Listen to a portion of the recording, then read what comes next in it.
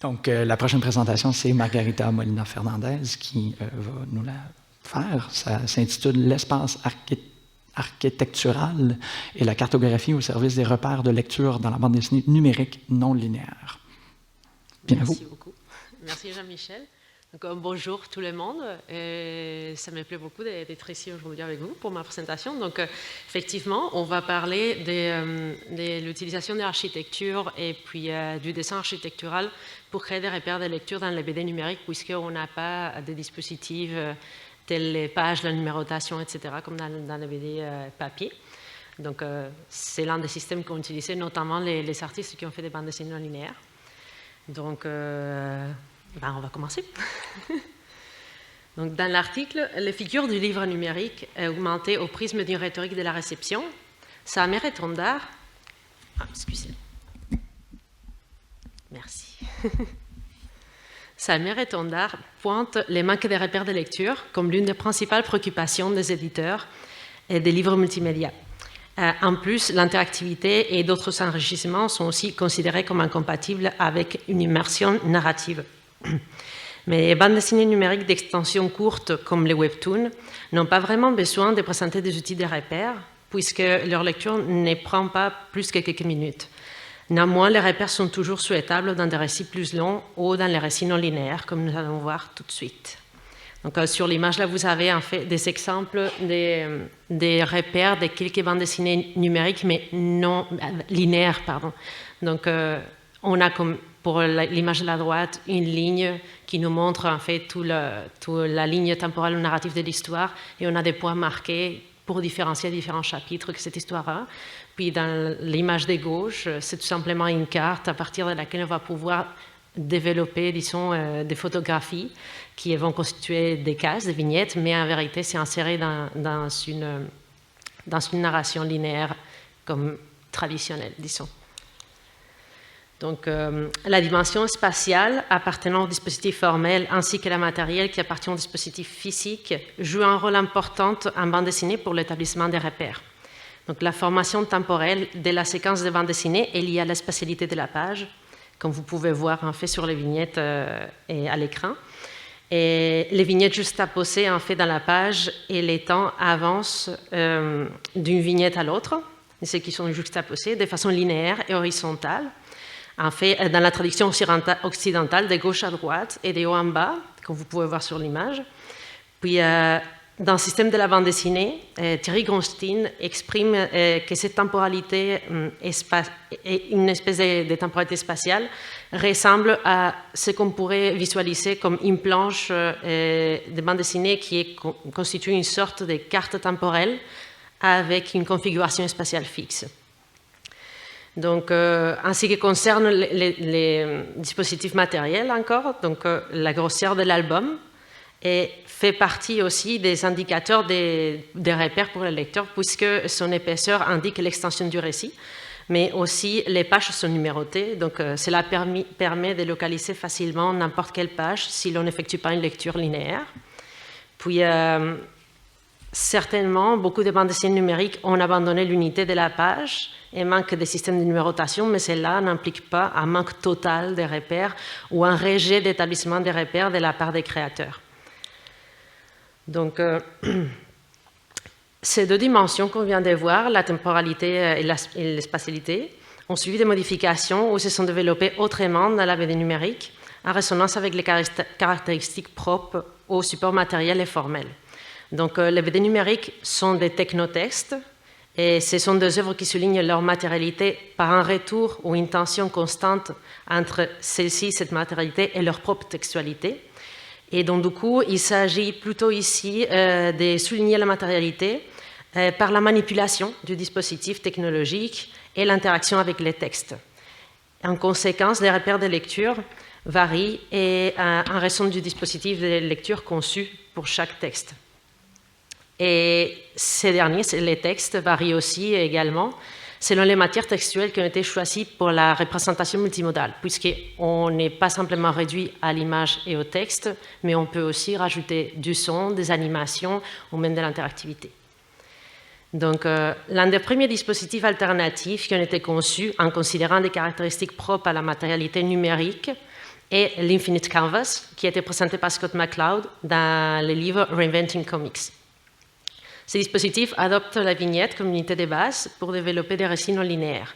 Les vignettes sont disposées sur la planche suivant des structures labyrinthiques qui se déploient dans toutes les directions et dépassent l'extension de l'écran. L'écran constitue donc une sorte de fenêtre métaphorique à travers laquelle on voit la bande dessinée, une fenêtre mobile qui peut être déplacée pour parcourir les différentes sections de la planche, ainsi que l'approcher ou l'éloigner. Ces planches constituent encore des cartes temporelles avec une configuration spatiale fixe, comme définissait Gronstein, sauf que les temps avancent sur plusieurs lignes temporelles parallèles et non sur une ligne unique. Ces labyrinthes des cases se présentent habituellement au lecteur d'un point de vue zénital, imitant une carte. Évoquant les mythes de Thésée et les Minotaures, ce seraient les points de vue de Dédale, le concepteur du labyrinthe. Certaines œuvres utilisent ces systèmes cartographiques pour faciliter le parcours de l'œuvre, ainsi que pour engager le lecteur dans la lecture jusqu'à atteindre toutes les fins possibles, ce que Murray appelle la clôture par achèvement, ou bien jusqu'à consommation de la totalité des contenus, soit une clôture par épuisement. C'est le cas de A Dark Hudson Adventure, que vous voyez à l'écran, de Daniel Merlin Godfrey. Et du coup, dans cette bande dessinée, au début de la lecture, l'ensemble de l'espace qui sera occupé par les vignettes est visible, mais il n'y a qu'une seule vignette au centre de l'écran, comme vous voyez dans l'image à gauche. Les vignettes apparaissent sur la planche au fur et à mesure qu'on la lit, donc par l'action du lecteur. Et quand les marqueurs que vous voyez tout en bas, des achievements, hats, endings, indiquent qu'il y a encore des contenus à débloquer. Les buts des parcours entourés d'espaces vides que j'ai marqués dans l'image de droite. Donc, l'autre image, si on peut dézoomer et résumer encore. Et donc, les parcours que j'ai marqués en bleu, là, c'est des bouts de parcours vides qui sont entourés d'espaces vides. Et ça peut devenir un indicateur, un indice qu'il y a encore du contenu à dévoiler qui n'est pas toujours débloqué par le lecteur pendant sa lecture. Donc, ça indique une présence des parcours non explorés, disons. Voilà. D'autres œuvres développent des structures labyrinthiques sciemment complexes pour empêcher les lecteurs de se repérer dans les récits, précisément. Donc, on est dans les cas inverses. Donc, c'est le cas de cette bande dessinée. Elle s'appelle Meanwhile, l'auteur est Jason Shiga. Et puis, cette œuvre présente en fait une énorme planche sous forme de labyrinthe aussi, dans laquelle les vignettes sont disposées complètement dans les désordres, mais elles sont reliées par des lignes qui les connectent entre elles. Donc, il y a un système de lecture qui permet, en cliquant les cases, de repérer, en fait, de faire les récits et réaliser des choix. Parce que, en fait, le but de ce manque de repères est d'empêcher le lecteur de dévancer les conséquences de ses choix. Donc, automatiquement, on va être redirigé à la vignette qu'on doit lire par rapport au choix qu'on a effectué.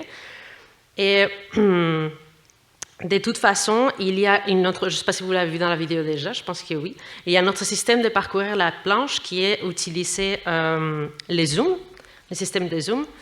Donc, ce système, par contre, il permettrait éventuellement de repérer les lignes et tricher pour savoir ce qui va se passer si on effectue un choix avant de l'effectuer, disons, avec les systèmes de navigation qui étaient planifiés. Mais l'auteur a laissé quand même le système invalide parce qu'il a voulu faire un clin d'œil en fait aux tricheurs. Et dans les petits fragments vidéo que vous avez vus, on avait accès en fait à une section des vignettes qui ne sont pas reliées au reste du récit, donc qui ne peuvent pas être découvertes que si on utilise ce système de zoom et qui vont donner finalement une information qui permet de dévoiler une fin particulière du récit qui ne peut pas être atteinte autrement non plus, si on n'a pas cette information. Puis, le chercheur et créateur Daniel Merlin Godfrey, du Royaume-Uni, a travaillé sur les modèles de l'Infinite Canvas aussi et son application à l'espace architectural, l'espace de la galerie d'exposition. Mais il est revenu ensuite au numérique pour appliquer les traitements de l'espace et de l'architecture des jeux vidéo dans la BD numérique. Donc, il a créé deux œuvres, Icarus Needs, que vous voyez maintenant à l'écran, et The Empty Kingdom, que nous allons voir par la suite, qui semblent utiliser les principes de l'Infinite Canvas pour l'arrangement des vignettes, mais qui ne suivent pas tout à fait les modèles originaux. Donc, premièrement, ces œuvres ne rendent pas visibles que quelques vignettes à la fois de la planche. On ne peut pas voir la planche au complet. Et ce qui, en principe, rendrait difficile la tâche de se situer dans les récits, puisqu'on ne peut pas voir cette carte, disons, au complet. En vérité, c'est un système pour que, disons, réaliser des bifurcations qui ne sont pas des bifurcations temporelles, mais simplement des bifurcations purement spatiales. Donc, ça ne fonctionne pas tout à fait comme les Infinite Canvas d'origine. Donc, la temporalité et l'espace, pardon, est représenté dans les vignettes est un espace continu, comme dans les jeux de plateforme 2D, et de manière que la temporalité spatiale a été substituée par la temporalité au présent, propre aux jeux vidéo. Et les personnages principaux, comme vous pouvez le voir, n'est pas présenté dans toutes les vignettes, mais se déplacent de l'une à l'autre grâce à l'action du lecteur. De cette manière, ce sont les différents espaces qui facilitent le repérage et l'orientation au sein du récit. Donc, par ailleurs, comme vous avez peut-être déjà remarqué dans la vidéo, dans Icarus Needs, chaque espace a sa propre couleur. Donc, j'ai reconstitué la planche au complet du récit qu'on ne voit que par fragments. Et comme vous pouvez voir, il y a la couleur bleue pour les corridors et la réalité, les verts pour les environnements souterrains, les jaunes pour l'extérieur et les rouges pour l'intérieur du château, de manière que ces couleurs aussi nous permettent de repérer à quel point de l'histoire on se trouve par rapport à l'espace dans lequel on se situe. Puis la deuxième BD de Godfrey, The Empty Kingdom, rajoute une caractéristique additionnelle. Donc, elle remplit les vides des marches blanches de la planche avec des vignettes, disons, vivantes. Donc, les personnages du roi, qui est contrôlé par le lecteur, ne peut pas se déplacer à l'intérieur de ces vignettes, des marches, mais les images s'actualisent et émettent des sons à son passage par les vignettes adjacentes. Donc, loin d'être une simple ressource esthétique, ces vignettes forment un décor qui n'est pas si vide que ce qui suggère les titres de l'œuvre et invite les lecteurs à l'exploration et la découverte des nouveaux environnements dans l'espace diégétique, disons, l'espace de la BD. Donc, le dessin architectural a aussi inspiré les créateurs des bandes dessinées du monde entier, et notamment la vue en coupe, qui offre une image d'un espace architectonique compartimenté qui ressemble à l'espace divisé en cadres de la planche de bande dessinée. De nombreux auteurs de bande dessinée ont eu recours à l'analogie entre ces deux standards pour amener les lecteurs à comprendre comment lire ou parcourir une planche, une stratégie que le designer Donald Norman appelle le natural mapping, cette association des standards, disons, des différents médias. Donc, voici deux exemples dans la BD traditionnelle. Donc, une planche de The Spirit de Will Eisner, qui utilise une vue en coupe d'une maison pour présenter les différents personnages impliqués dans un assassinat en huis clos. Puis, une planche du renommé strip espagnol, je ne sais pas si vous le connaissez, Trece Rue del Percebe ou Rue du Puce-Pied, de Francisco Ibáñez. Donc, cet auteur a utilisé cette vue en coupe pendant 23 ans, de 1961 à 1984, pour faire un portrait humoristique de la vie d'une communauté de voisins marquée par la picaresque à l'époque des Franco, de la dictature des Franco en Espagne. Puis en 2017, Vidou et Batraf, des auteurs français de BD numérique, ont présenté cette BD, L'immeuble, au concours les Challenges Digital du Festival international de la BD d'Angoulême, et ils ont remporté le premier prix. Et les auteurs ont profité aussi de cette analogie entre les structures de la planche de BD et les dessins architecturaux, d'élévation et de vue en coupe, ici de types différents, pour faciliter la compréhension de l'interface et de la mécanique de navigation de leur récit. Un récit non linéaire avec une structure narrative combinatoire. Donc, bien que j'ignore si elle a été une véritable source d'inspiration pour les auteurs, la forme du bâtiment et les différents espaces de la vue en coupe, ainsi que l'esthétique du dessin de l'immeuble, rappellent fortement la vue en coupe panoramique que vous voyez à l'écran. Donc, c'est la citadelle de Kowloon à Hong Kong, en Chine. Et cette vue en coupe a été réalisée avant la démolition de la citadelle par l'historien et anthropologue japonais Hiroaki Kong et toute son équipe d'architectes, ingénieurs et urbanistes. Et c'est une vue en coupe hors du commun du fait de l'extrême attention qui est portée aux détails et son style proche de l'illustration artistique Donc vous pouvez les voir, tous les habitants de la citadelle et les objets à l'intérieur de cet appartement ont été dessinés, même les plantes et les jardins sur les toits qui ont été aussi consciencieusement illustrés. Donc voilà, c'est une vue en coupe assez artistique, assez particulière. Je ne sais pas si je peux cliquer là. Ouais. Bon, donc l'immeuble, vous voyez ici un parcours des lèvres. L'immeuble présente 15 histoires qui se développent simultanément à l'intérieur d'un même bâtiment, dans un intervalle de 10 minutes. Et suite à cette introduction qui répond au format typique du turbomédia, un dessin d'élévation du bâtiment est présenté, celui-ci. Et à partir de cette élévation, le lecteur peut choisir l'espace dans lequel il veut commencer son exploration du récit. Donc, l'interface de navigation présente des flèches sur les 4 bords du cadre pour se déplacer à travers les 23 pièces du bâtiment. Et par ailleurs, l'interface offre un modèle conceptuel de cet espace. Donc, il y a une synthèse de la vue en coupe du bâtiment qui se trouve en tout temps dans le coin inférieur gauche de l'écran. Et elle affiche un point sur la salle dans laquelle se situe le lecteur à chaque instant de sa lecture. Donc, elle assure, comme ça, les auteurs assurent ainsi le repérage spatial du lecteur. Puis, finalement, il y a toute une série d'onglets disposés horizontalement tout en haut de l'écran et ils permettent la navigation dans les temps.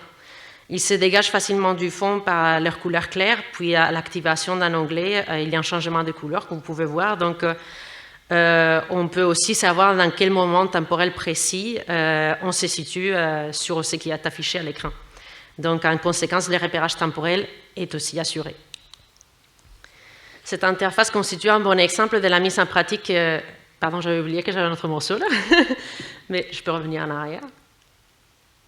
Oh, j'essaye. Ouais. Donc, c'est un exemple de la mise en pratique des principes de compréhensibilité et d'utilisabilité établis par Norman, le designer que j'ai cité tout à l'heure aussi. Donc, c'est des principes qui vont faciliter toujours la compréhension du dispositif de lecture et le repérage du lecteur au sein du récit. Puis, l'espace architectural est aussi le principal moyen de repère dans la bande dessinée non linéaire que j'ai moi-même développée lors de mon projet doctoral de recherche-création. Vous la voyez à l'écran là. Le titre est 2. C'est un peu étrange, mais voilà, c'est son titre. Puis, le récit des 2 est empreint de mystère avec une touche d'humour. Puis, il situe un personnage, Segundo Santos, à Madrid. Il a été convoqué chez un notaire dans un bâtiment pittoresque du centre-ville. Puis, ceci n'est qu'une stratagème en fait manigancée par les habitants de l'immeuble afin de lui faire tomber dans leur piège. Donc, Segundo n'a qu'une façon de s'en échapper sain et sauf, et cela dépend des choix effectués par les lecteurs. Donc, vous, si vous voulez aller la lire après ma présentation. Donc, malgré la non-linéarité du récit, je n'ai pas voulu expliciter les structures narratives dans les dispositifs de lecture de 2, comme on a vu par exemple pour l'Infinite Canvas. Donc, le système d'affichage et navigation ici, qui relève du turbomédia, ne permettent pas de dévoiler les structures. J'en ai fait quelques modifications quand même, mais bon, ça consiste grosso modo en un cadre horizontal, statique, qui remplit les fonctions de surface d'inscription et puis des dispositifs de lecture. Les flèches qui sont situées sur les 4 bords du cadre facilitent la navigation du récit, donc les hauts et la gauche pour reculer et les bas et la droite pour avancer. Et puis, les choix entre les différents parcours à explorer s'effectuent grâce à l'activation d'une diversité d'objets interactifs, donc comme vous voyez maintenant les sonnettes par exemple, et qui sont toujours situés à l'intérieur du cadre. Donc, les cas échéants, les flèches de navigation vont disparaître pour réapparaître une fois le choix effectué, et comme ça, faciliter la compréhension aussi du fait qu'il faut réaliser une action, disons, au sein du cadre, à l'intérieur des images. Puis, si on reprend les mythes en fait, de TC éliminateur, ce que vous voyez ici, ça serait une interface qui situe le lecteur sur les points de vue du TC, donc de la personne qui parcourt les labyrinthes de l'intérieur. Donc, l'architecture qui est présentée dans la BD n'est pas labyrinthique, mais comme à l'immeuble, toute l'action se déroule dans un seul et même bâtiment, qui est une corrala madrilène. Donc, la corrala, je vous explique un peu, c'est une construction typique des quartiers populaires de Madrid du XVIIe siècle jusqu'au XIXe siècle. Et puis, c'est un bâtiment d'appartement avec une cour intérieure qui est centrale normalement, qui est ouverte à l'extérieur. Et puis, les bâtiments ont toute une structure en bois. Les escaliers, les corridors et les portes des différents appartements donnent à cette cour extérieure. Puis, de façon similaire à l'immeuble, 2 offrent un modèle conceptuel de ces espaces à l'intérieur du bâtiment avec les sonnettes que vous avez vues dans la porte d'entrée. Donc, il présente un bâtiment de 4 étages avec un attique et une conciergerie. Et bien que tous ces appartements ne soient pas finalement accessibles dans les récits, le lecteur peut avoir cette structure présente et se situer une fois qu'il est à l'intérieur. Donc, par ailleurs, les transitions entre les lieux sont des animations qui sont un peu comme situées toujours dans des lieux de passage et constituent des animations équivalentes aux vignettes polymorphiques, donc qui montrent segundo à différents stades d'avancement tout au long des escaliers ou des corridors. Puis voilà, donc voici la structure narrative des 2. Donc, elle est reliée à la découverte des espaces, des nouveaux espaces, qui devient accessible au fur et à mesure que le lecteur avance dans les récits. Donc, au point de départ, le lecteur est face à une narration en mode ouvert, la section que vous voyez en vert, qui correspond aux sonnettes de la porte d'entrée de l'immeuble. Si le lecteur réussit à entrer, il s'engage dans les bifurcations binaires du scénario de base, qui est la partie que vous voyez en orange, et qui se déroule dans les corridors du 2e étage. Les 3 fins de cette section situent les lecteurs à l'intérieur des appartements du 2e étage, puis une section complémentaire que vous voyez en jaune est accessible seulement si le lecteur active certaines sonnettes au préalable. Donc, elles se déroulent principalement dans les mêmes espaces que du 2e étage, mais ils sont inversés puisqu'ils répondent au mot reflété par un miroir. Donc, dans l'une des 3 fins de cette section, Segundo retourne du bon côté du miroir. Dans l'autre, il défait son chemin pour trouver l'immeuble La Ville vide. Et dans le dernier, il a accès à un nouvel espace, l'appartement 4B. Donc, ces espaces deviennent ainsi des points de repère pour le lecteur lors des relectures, puisqu'il peut associer son avancement dans l'espace à l'approfondissement dans le récit. S'il réussit à accéder à la section jaune, son engagement se voit récompensé par la découverte de nouveaux espaces et la variation des espaces déjà connus. Puis, on peut conclure en disant que la planche de la pagination traditionnelle ne constitue pas la seule manière d'établir des repères pour les lecteurs de BD numériques. Puis, que les BD au récit non linéaire s'avèrent spécialement originelles de ces côtés-là pour l'établissement et la création des repères. Donc, elles explorent différents aspects de l'architecture et sa représentation pour la conception de la planche, de l'interface, et aussi des mécaniques ou des mécaniques de lecture, des dispositifs de lecture. Puis, on est arrivé à la fin. Je vous invite juste à lire ma BD. Vous avez vu tout à l'heure l'adresse web de la BD. Donc, elle est en français et en espagnol. Désolée, il n'y a pas de version en anglais, mais peut-être que ça viendra. Puis, merci beaucoup.